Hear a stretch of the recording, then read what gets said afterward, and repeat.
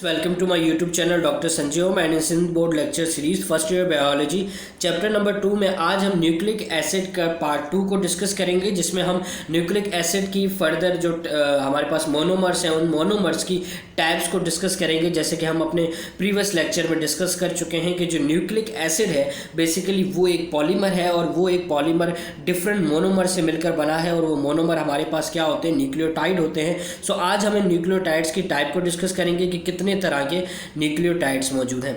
सो सबसे पहले previous lecture को थोड़ा सा रिकॉल करते हैं। हमने ये पढ़ा कि न्यूक्लिक एसिड जो है उसे बेसिकली एक स्विस फिजिशियन और केमिस्ट ने फाउंड किया था और हमने पढ़ा था कि उसके वो जो न्यूक्लिक एसिड है ये हमारे पास एक मैक्रोमोलिक्यूल है, मतलब एक पॉलीमर है। तो ये न्यूक्लिक एसिड जो है एक पॉलीमर है और ये डिफरेंट मोनोमर से मिलकर बनता है, जिसका हमने नाम दिया था न्यूक्लियोटाइड।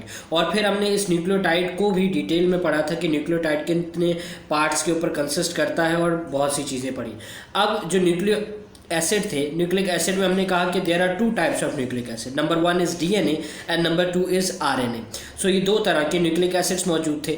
अब हम ये आज डिस्कस करेंगे कि ये जो न्यूक्लिक एसिड है ये डिफरेंट टाइप ऑफ न्यूक्लियोटाइड से मिलकर बना है, तो हमारे पास कितने तरह के न्यूक्लियोटाइड हैं। So basically we have 3 types. Number 1 is polynucleotide, dinucleotide and mononucleotide. Nucleotide के नाम से तो आपको पता है कि मोनोमर की बात हो रही है, लेकिन इससे पहले जो प्रीफिक्स लग रहा है मतलब पॉली, डाई एंड मोनो।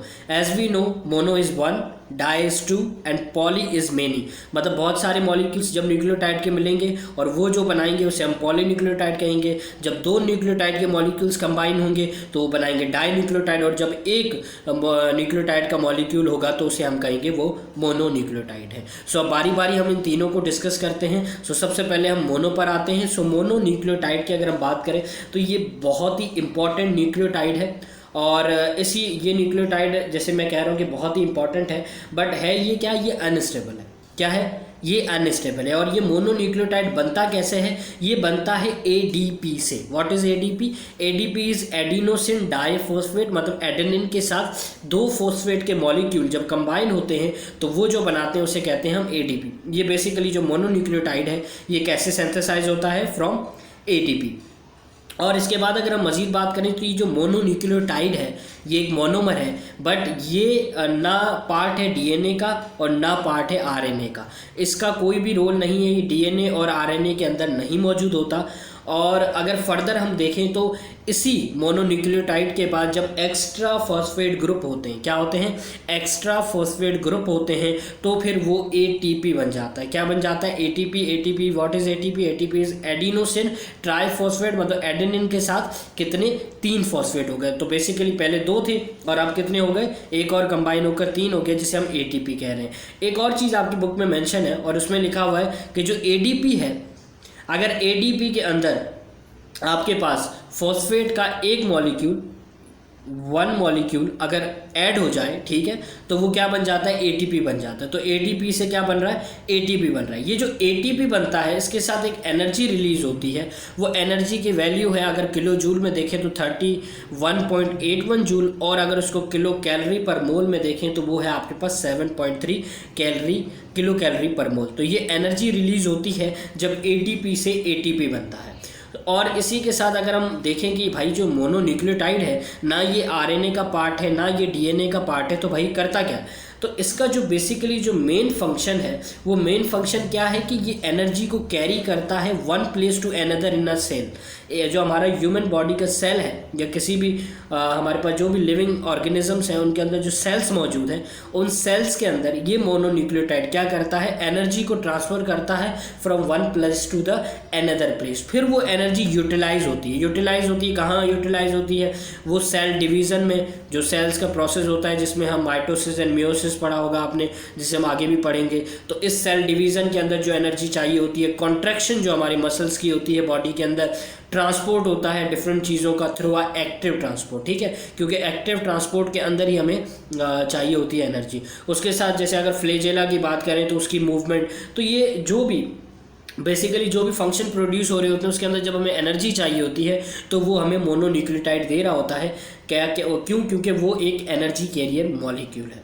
इसके बाद अगर हम नंबर 2 पर आएँ तो that is nucleotide, dinucleotide. Di का मतलब जैसे मैंने बताया कि ये आपके पास क्या है, ये आपके पास 2 न्यूक्लियोटाइड के मॉलिक्यूल से मिलकर बना है। सो 2 न्यूक्लियोटाइड जो है वो आपस में कोवलेंट बॉन्ड बनाते हैं, मतलब एक न्यूक्लियोटाइड दूसरा न्यूक्लियोटाइड, उनके दरमियान कोवलेंट बॉन्ड मौजूद है और फिर वो जो मॉलिक्यूल बनाते हैं हम उसे कहते हैं ये है डाइन्यूक्लियोटाइड। अगर इसकी एग्जांपल को देखें तो बहुत ही इंपॉर्टेंट जो डाइन्यूक्लियोटाइड है, जो बहुत ही फेमस है, वो है आपके पास NAD। इसका मतलब है निकोटिनामाइड एडेनिन डाइन्यूक्लियोटाइड। ठीक है, अब एडेनिन डाइन्यूक्लियोटाइड तो आपको पता है कि एडेनिन के साथ 2 न्यूक्लियोटाइड के मॉलिक्यूल हैं। ठीक है, लेकिन यहाँ पर जो निकोटिनामाइड है, सो बेसिकली निकोटिनामाइड जो है ये एक विटामिन का कॉन्स्टिट्यूट है। और अगर हम विटामिन B3 की बात करें, सो बेसिकली विटामिन B3 को ना हम निकोटिनामाइड कह रहे होते हैं, ये इसका दूसरा नाम है। सो ये विटामिन कॉन्स्टिट्यूट के साथ एडेनिन प्लस डाइन्यूक्लियोटाइड जो है ये बिल्कुल NAD बना रहा होता है। अब हमने जैसे कहा कि जो डाइन्यूक्लियोटाइड है वो आपस में 2 न्यूक्लियोटाइड के मिलने से बनता है। अब ये बनता कैसे, इसके दरमियान कोवलेंट बॉन्ड तो मौजूद होता है लेकिन वो लिंक्ड होता है by a phosphate of one and another group. मतलब कि अगर एक न्यूक्लियोटाइड यहाँ मौजूद है, एक न्यूक्लियोटाइड यहाँ मौजूद है, इनके दरमियान एक बॉन्ड है जिसको हमने कोवलेंट बॉन्ड कहा, लेकिन वो जो कोवलेंट बॉन्ड है वो दोनों न्यूक्लियोटाइड के फॉस्फेट ग्रुप के साथ अटैच होगा। ठीक है, एक न्यूक्लियोटाइड का आपके पास क्या मौजूद है, फॉस्फेट है, दूसरे न्यूक्लियोटाइड का फॉस्फेट है, उन दोनों फॉस्फेट के दरमियान जो है आपके पास कोवलेंट बॉन्ड मौजूद होगा। सो ये कैसे लिंक्ड होता है, by the phosphate of one and another, लेकिन बॉन्ड की जो टाइप है वो आपके पास कोवलेंट बॉन्ड कहलाता है।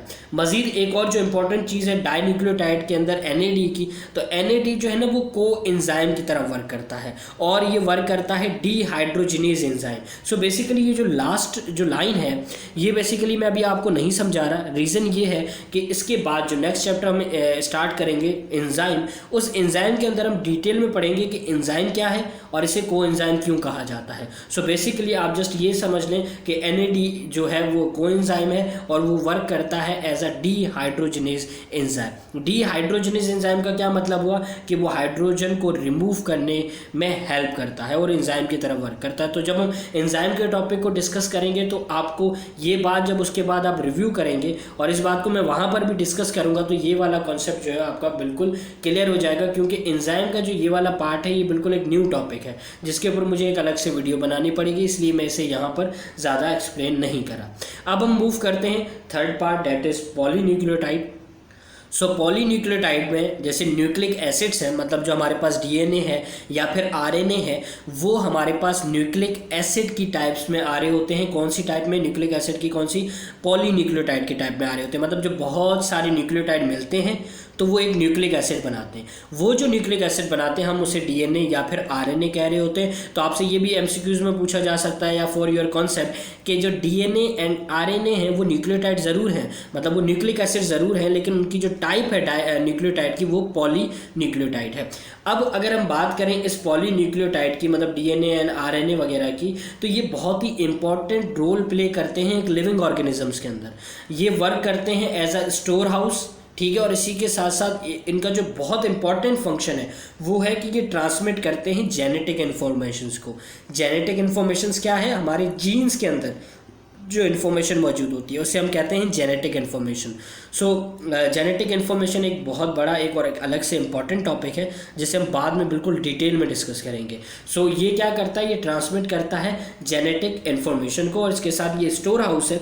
और हमारे जो सेल है, सेल के अंदर जो फंक्शंस प्रोड्यूस होते हैं, ठीक है, वो एक स्पेसिफिक पैटर्न के अंदर होते हैं। मतलब एक सेल है वो एक फंक्शन परफॉर्म कर रहा है कि वो एक न्यू सेल बना रहा है, ठीक है, और वो जो न्यू सेल है वो उसी सेल की तरह से सिमिलर फंक्शंस परफॉर्म करता है और फिर वो जो न्यू सेल है उसके अंदर कुछ न्यू डेवलप फंक्शंस भी बनते हैं।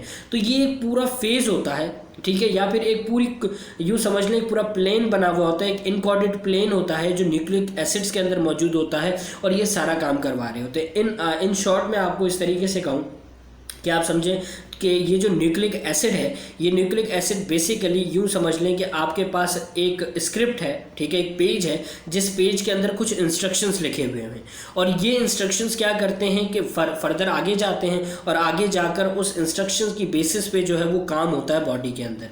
सो ये एक जेनेटिक इन्फॉर्मेशंस रखते हैं अपने पास, एक प्लेन होता है, इनकोडेड प्लेन होता है, ठीक है, जो इनकोडेड का मतलब स्पेसिफिक कोड्स के अंदर जो है उस वर्क को बताया जाता है। फिर वो वर्क जब स्पेसिफिक सेल के किसी भी पार्ट में या किसी भी जगह वो परफॉर्म होना होता है तो वो इनकोडेड प्लेन वहाँ जाता है, और वहाँ जाने के बाद जो कोड लिखा होता है, जो इंस्ट्रक्शंस दिए जाते हैं, उस इंस्ट्रक्शन की बेस पर हमारी बॉडी एक स्पेसिफिक फंक्शन को परफॉर्म करती है। इसके साथ जेनेटिक इन्फॉर्मेशन जो है, जैसे मैंने बताया कि वो इनकोडेड होती है, ठीक है, एक स्पेसिफिक कोड से मिलकर बनी होती है, ठीक है। एक स्पेसिफिक कोड के अंदर एक इन्फॉर्मेशन लिखी होती है, किसमें? न्यूक्लिक एसिड के मॉलिक्यूल के अंदर, जैसे डीएनए या फिर आरएनए। अगर हम इसी इन्फॉर्मेशन को थोड़ा सा ज़्यादा डिस्कस करें आपका थोड़ा कॉन्सेप्ट बनाने के लिए, तो हमारे पास हमने 4 डिफरेंट न्यूक्लियोटाइड को पढ़ा था, जिसमें एडेनिन, गुआनिन, साइटोसिन, थायमिन, ठीक है, और यूरेसिल भी पढ़ा था। सो बेसिकली ये जो 4 डिफरेंट न्यूक्लियोटाइड है ये इन्फॉर्मेशन क्रिएट करते हैं, ठीक है। ये जो 4 डिफरेंट न्यूक्लियोटाइड है, अगर इन्हीं 4 को अगर हम आगे जाके देखेंगे तो हम इसको कन्वर्ट करते हैं कोडोन में, मतलब जो 3 लेटर है, ये 4 हो गया ना। जैसे अगर टोटल मैं देखो हमने 5 न्यूक्लियोटाइड नाइट्रोजनस बेसिस के अंदर 2 पढ़े थे, ठीक है, 2 क्लासेस थी जिसमें adenine, guanine, cytosine, thymine, uracil पढ़ा था। तो ये जो 5 है, इन 5 में से कोई 3 जब एक साथ मिलते हैं तो वो 3 लेटर कोड बनाते हैं, जिसको हम जेनेटिक कोड या फिर कोडोन कहते हैं, ठीक है। ये जेनेटिक कोड एंड कोडोन को मैं आगे फर्दर थोड़ा सा डिफाइन करने वाला हूँ। तो ये जो 3 लेटर बनेगा इसको हम क्या कहेंगे? ये कोड है, और ये जो कोड है ये फिर आगे जाके इंटरप्रेट होगा, कन्वर्ट होगा, ट्रांसलेट होगा, और ट्रांसलेट होने के बाद वो एक स्पेसिफिक इन्फॉर्मेशन देगा मॉलिक्यूल को, और फिर उस इन्फॉर्मेशन की बेस पे जो है वो सेल एक स्पेसिफिक परफॉर्म करेगा फंक्शन। जैसे कि सिंथेसिस ऑफ प्रोटीन, जब बॉडी के अंदर कोई प्रोटीन बनाना होता है तो उसके लिए एक स्पेसिफिक इन्फॉर्मेशन आती है, एक स्पेसिफिक कोड आता है। तो इन्हीं तमाम चीज़ों को जब हमने पढ़ा और इन्हीं तमाम चीज़ों को अगर हम देखें तो इन्हीं तमाम पॉइंट्स की बेस पे ये कहा जाता है कि nucleic acid is act as a informational macromolecule, मतलब इसके अंदर इंफॉर्मेशन मौजूद होती है और ये एज अ मैक्रोमोलिक्यूल है, तो ये एक इंफॉर्मेशनल मैक्रोमोलिक्यूल की तरह एक्ट करता है। अब ज़रा मैं एट लास्ट आपको ये जेनेटिक जो कोड है या कोडोन है इसको ज़रा डिफाइन करता हूँ कि क्या डिफरेंस है जेनेटिक कोड एंड कोडोन में। तो देखें, ये हमने 5 तरह के नाइट्रोजनस बेसिस जो है आगे पहले डिस्कस कर चुके हैं, जिसमें हमने कहा था adenine, guanine, cytosine, thymine and uracil. अब इसमें समझ लें आप कोई 3 लेटर ले लें, ठीक है, आप अपनी मर्जी से नहीं लेंगे। फॉर एग्जांपल मैं एग्जांपल दे रहा हूँ यहाँ पर कि कोई 3 लेटर जो हैं, 3 लेटर जब कंबाइन होते हैं तो हम उनको कहते हैं कोडोन, ठीक है। और यहाँ पर मैंने वही बात लिखी है, the triplet sequence of nucleotide. ये बेसिकली क्या है? न्यूक्लियोटाइड है ना। सो ये जो न्यूक्लियोटाइड है इसका जो ट्रिपलेट सीक्वेंस है, मतलब 3 जब एक साथ मिलते हैं, 3 लेटर एक साथ मिलते हैं तो वो क्या बनाते हैं? वो बनाते हैं कोडोन। जैसे कि आप यहाँ देखें, ये जो मैंने स्ट्रेट लाइन लगाई है ये है आपके पास mRNA, मतलब मैसेंजर RNA मौजूद है। इस मैसेंजर RNA के अंदर ये डिफरेंट न्यूक्लियोटाइड मौजूद है, A, U, G, A, C, G, A, ठीक है। अब अगर इस पूरी चेन को मैं देखूं, इस पूरी चेन को मैं कहूँ तो मैं कहूँगा कि इस पूरी चेन के अंदर तो बहुत सारे कोडोन है, क्योंकि देखो 3 ये रे, फिर 3 ये रे, फिर फर्दर 3, तो मतलब बहुत सारे कोडोन मौजूद हैं। सो जब एक mRNA के अंदर बहुत सारे कोडोन होते हैं तो उन तमाम कोडोन को एक साथ हम कहते हैं कि वो क्या है? वो है जेनेटिक कोड। लेकिन जो 3 लेटर का एक मॉलिक्यूल बनता है उसको हम कहते हैं कोडोन, ठीक है। और ये कहाँ मौजूद होता है? ये mRNA के ऊपर मौजूद होता है। अब हम जैसे कि मैंने एग्जाम्पल की बात की, हम सिंथेसिस कर रहे हैं प्रोटीन की, तो प्रोटीन है हमारे पास एक एलेनिन, ठीक है। तो अगर एलेनिन अगर प्रोड्यूस करना होगा तो जो कोड आएगा, जैसे मैंने कहा ना कोडिंग में वो बात होती है, तो जो कोड आएगा वो आएगा GCU। ये जब कोड आएगा तो वो समझ जाएगा कि मुझे क्या बनाना है? मुझे एलेनिन बनाना है। और इसी तरीके से अब अगर एक छोटा सा और मैं डिफरेंस बताऊं तो mRNA के ऊपर एक छोटा सा सेगमेंट जो 3 लेटर से मिलकर बना है आप उसको कोडोन कहते हो, लेकिन एक बहुत डिफरेंट 3 लेटर के जो कोडोन का एक सेगमेंट है, अगर 3 लेटर का एक कोडोन है उसको मैं एक सेगमेंट कह रहा हूँ। इस तरह के बहुत सारे सेगमेंट जब बनते हैं तो ये एक स्ट्रेट चेन बनाते हैं जिसके अंदर बहुत सारे आपके पास क्या मौजूद होते हैं? न्यूक्लियोटाइड मौजूद होते हैं। तो इस स्ट्रेट चेन को हम जेनेटिक कोड कहते हैं और इस 3 लेटर के कोड को हम कोडोन कहते हैं। So basically this is a polypeptide structure. ये बहुत ही स्ट्रेट बड़ी चेन है और ये जस्ट एक कोडोन है। तो आई होप कि ये वाला जो पार्ट है न्यूक्लियोटाइड के टाइप्स का ये आपको क्लियर भी हुआ होगा, और इसके साथ अपना फीडबैक ज़रूर दिया करें वीडियोस के लास्ट में कि आपको कैसी लगती हैं, और इसी के साथ कोई भी सजेशन हो मेरे लिए वो भी ज़रूर दिया करें। मुझे अपनी दुआ में याद रखा करें। Thank you.